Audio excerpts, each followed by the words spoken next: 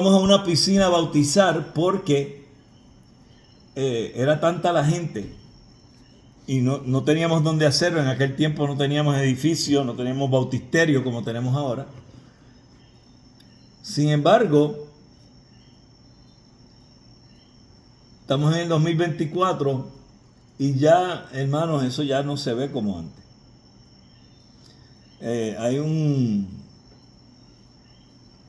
Hay un cambio. No sé qué está pasando, qué Dios está haciendo, pero están bien duros de recibir el mensaje. Aunque recuerdo que tuve un caballero que se estuvo congregando conmigo 8 años. Se tardó 8 años en por fin creer que Jesucristo era Dios y confesarle como Salvador. 8 años. ¿Tú sabes qué es eso? Pero ¿sabe de dónde él había venido? De los testigos de Jehová. Entonces, él no creía que Jesucristo era Dios. Ese era el problema que él tenía. Pero después de 8 años por fin se convirtió a Cristo. Y después se me tardó 6 meses en bautizarse. Así que esas cosas pasan. Entonces, una iglesia local está compuesta ¿de quién? De personas que están salvos.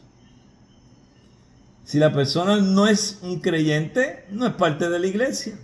Es ya ni sencillamente alguien que está allí visitando.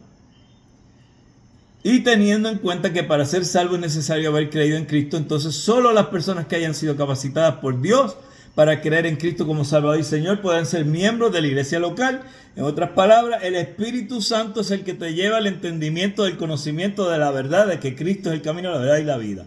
Ningún hombre puede convencer a nadie de que se convierta a Cristo. Es el Espíritu Santo el que hace la obra. Y el que diga lo contrario, pues se está engañando. Ahora, es el Espíritu Santo precisamente el que está utilizando a esa persona que está llevando el mensaje de salvación en Cristo, porque la Biblia es clara y dice que por medio de la predicación es que vienen las personas a conocer del Evangelio. ¿Cómo oirán si no hubiera quien les predicase? Entonces eso está bien claro. Algunas iglesias locales solo bautizan a los adultos, como mencionamos, como iniciación de su vida cristiana y como un recibimiento a la membresía de la iglesia local. Pero con esto no se afirma que los hijos de los creyentes son paganos y ajenos a las bendiciones de haber nacido en un hogar creyente. Por otro lado, porque tú seas un convertido en Cristo y hayas creído en Él como tu Señor y Salvador, eso no quiere decir que tus hijos son creyentes en Cristo. Ellos tienen que venir a Cristo también, porque la salvación no se hereda, es individual.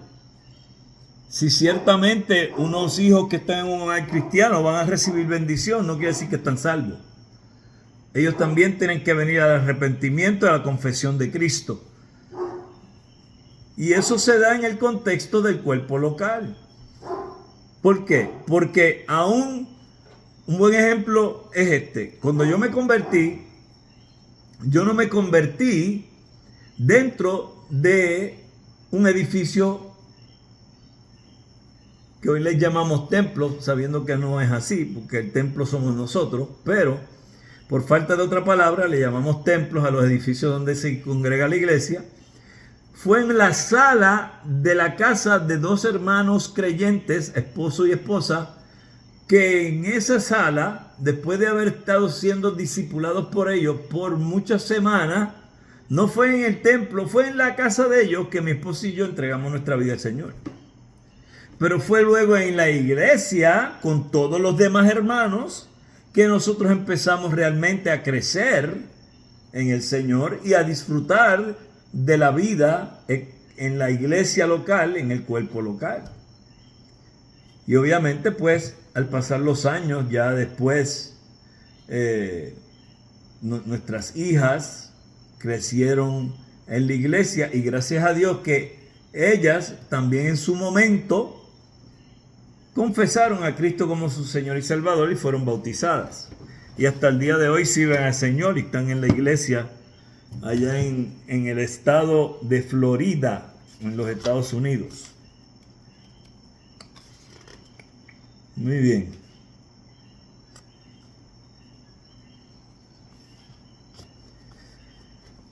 Ok, ¿alguna pregunta hasta ahora?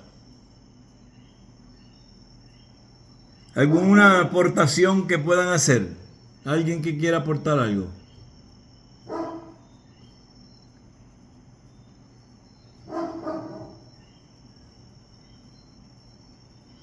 Ok, de los 80 que están aquí, no hay 80. Ya quisiera yo que hubieran 80. Okay. Yo voy a ver cuánto hablan por ahí en las redes ustedes, a ver si se ponen ahí a hablar, con los deditos. Es deber de los padres el enseñar a sus hijos la fe cristiana y los principios divinos para una vida que honre al Señor. Yo no creo que ningún padre o madre cristiano por su cabeza no pase el asegurarse que sus hijos crezcan en un hogar que los principios cristianos sean enseñados, porque muchos de nosotros no crecimos en hogares evangélicos. Entonces, al entrar en el mundo protestante evangélico, nos dimos cuenta de la gran diferencia y lo hermoso y bonito que es que los niños crezcan aprendiendo de las cosas del Señor. Entonces, yo pienso que todo hermano en la fe que tiene hijos va a llevarlos hacia eso. Es lo correcto, es lo lógico para hacer. Los padres deben enseñar los mandamientos de la ley de Dios a sus hijos. Leer Deuteronomio 6, 4 al 9. Eso lo pueden hacer ustedes. Los padres deben criar a sus hijos en disciplina y en obediencia al Señor. Efesios 6, 1, 4. Trataremos a fondo el tema de la membresía de la iglesia en el capítulo 6. El gobierno de la iglesia, lastimosamente, en medio de la confusión que se evidencia hoy en el mundo cristiano, muchos ignoran, desconocen o abusan de lo que se llama el gobierno de la iglesia. ¿Cómo van a abusar del gobierno de la iglesia? Bueno, cuando cogemos y vemos que se convierte en un liderazgo de una persona sobre todos los demás. Y ahí me llegó la llamada. Así que tómense una Coca-Cola.